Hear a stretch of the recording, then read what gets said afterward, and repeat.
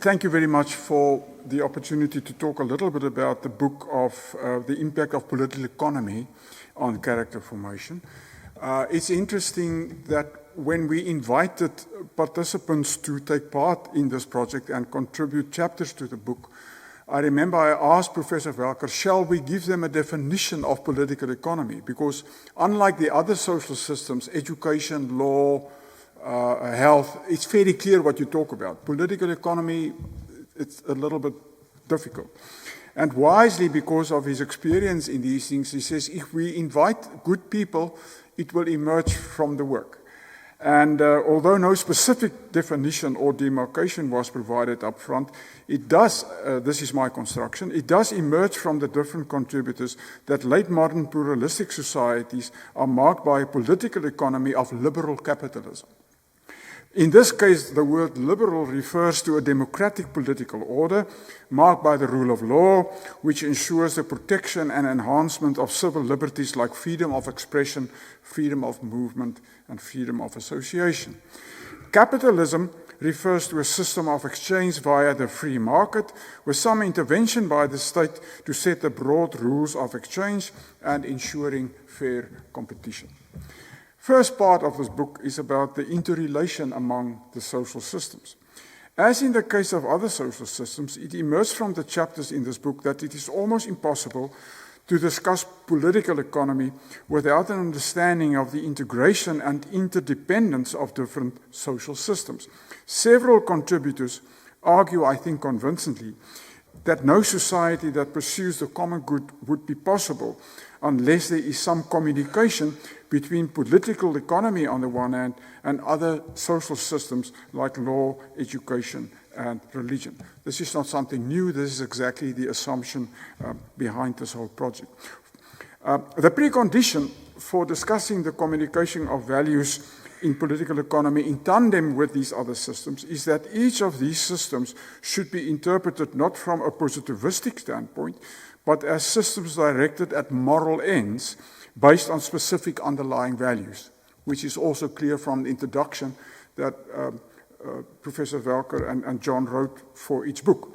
For example, economics defines and sustains human welfare, the law ensures order and justice, education builds character, as we just heard in the previous session, and religion motivates the goodness of the world.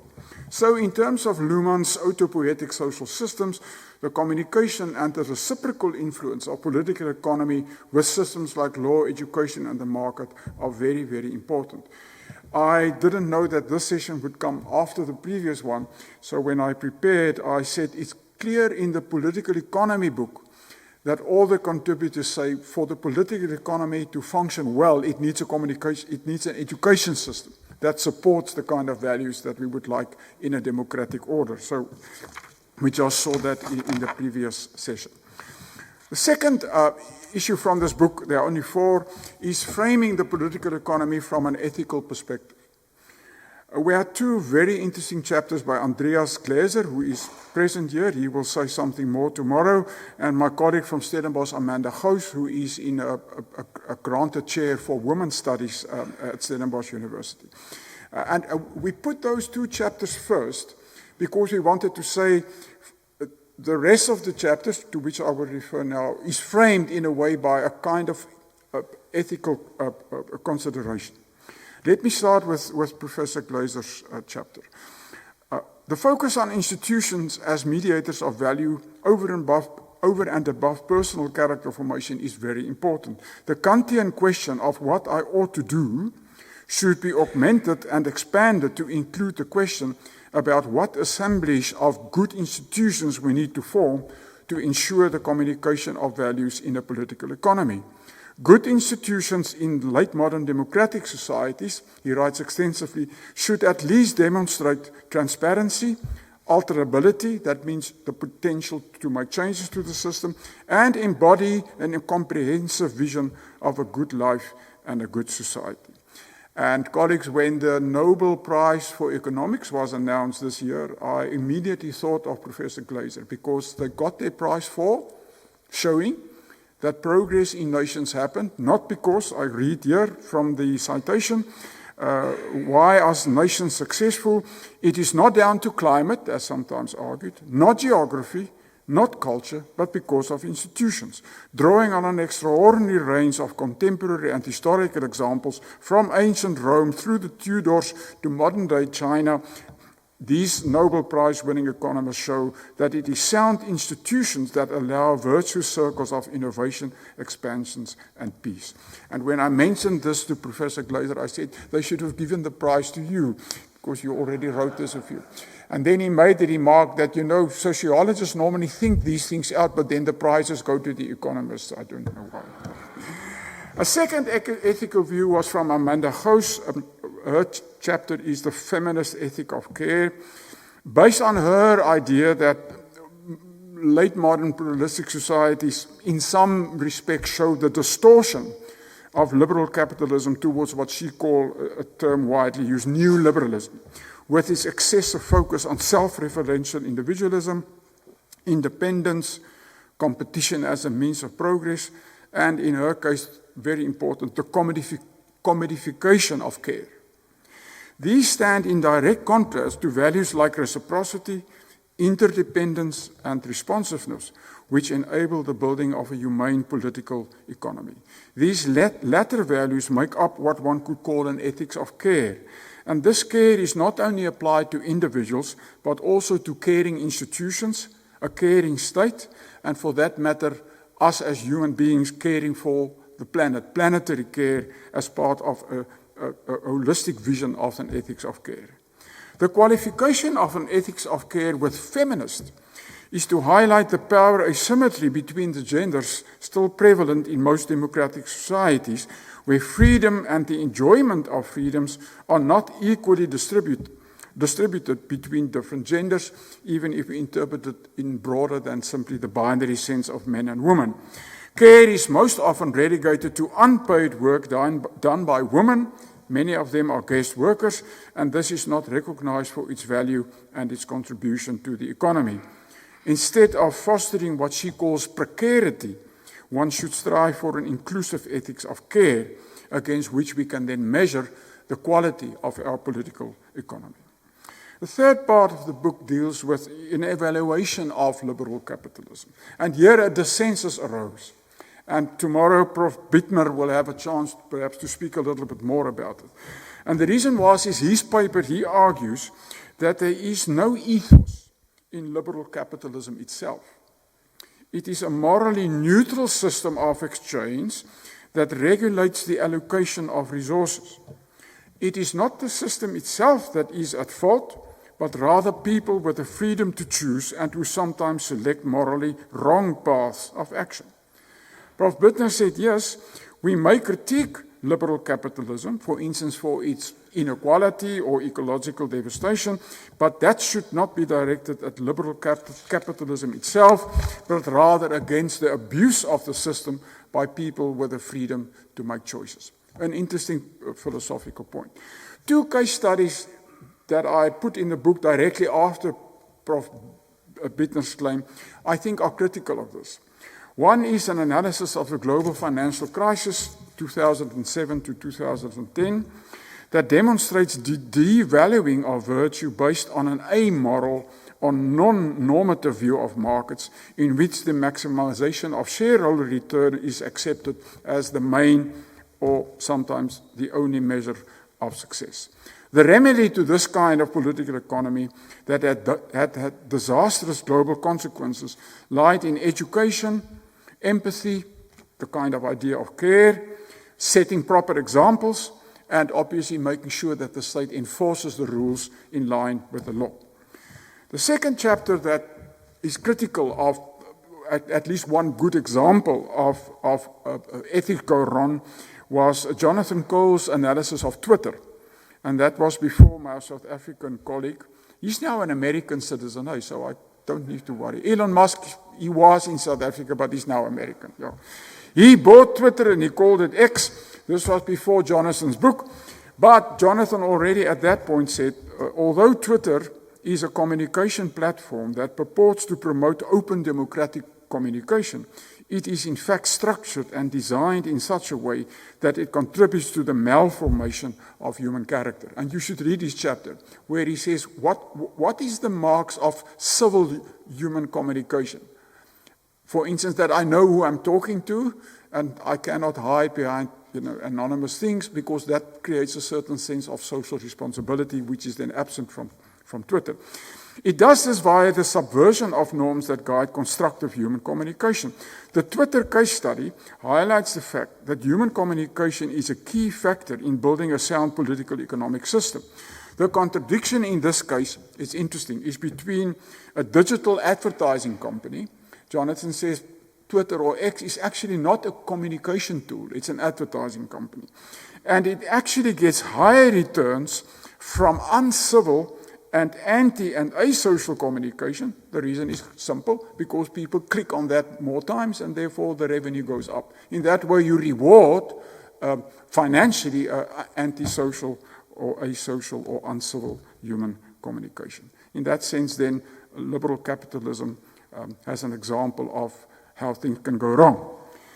The last part of the book deals with the very interesting point of how do you navigate state power. It is agreed that the state is responsible for law, protection of freedoms, formation of moral habits, mostly through the education system, and providing exemplary leadership. The question then arises, how should people respond to the abuse of power to the point of establishing a tyranny, sometimes by exactly abusing the freedom afforded in the democratic system? This is a very tough question. We look at Hungary, we look at Georgia, we look at America, we see you use the freedoms of the system to undermine the freedoms in the system. A very difficult question. 2 chapters in the book responds to this by distinguishing between soft force and hard force in response to tyrannical state power. One of the most important instruments for guiding state power in free political economic system is the Constitution, or a similar founding document upon which the state is built and from which it draws for the development of law and the exercise of political power.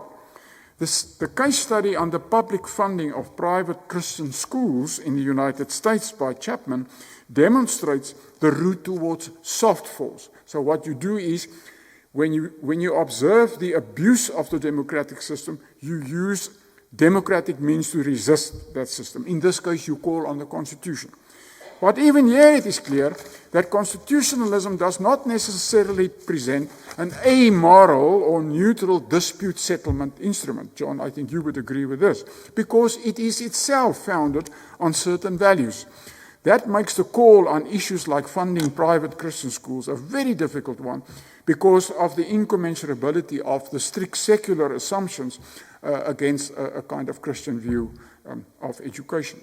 A review of the Lutheran Revolution, John Witte, specifically the Magdeburg Confession from 1550, later followed by the Peace of Augsburg, clearly showed that when the state abuses its power by limiting freedoms, transgressing the boundary of your conscience, and not allowing due process for you to raise your dissatisfaction, then sometimes hard force, taking many forms from civil disobedience to physical self-defense, might be the only option.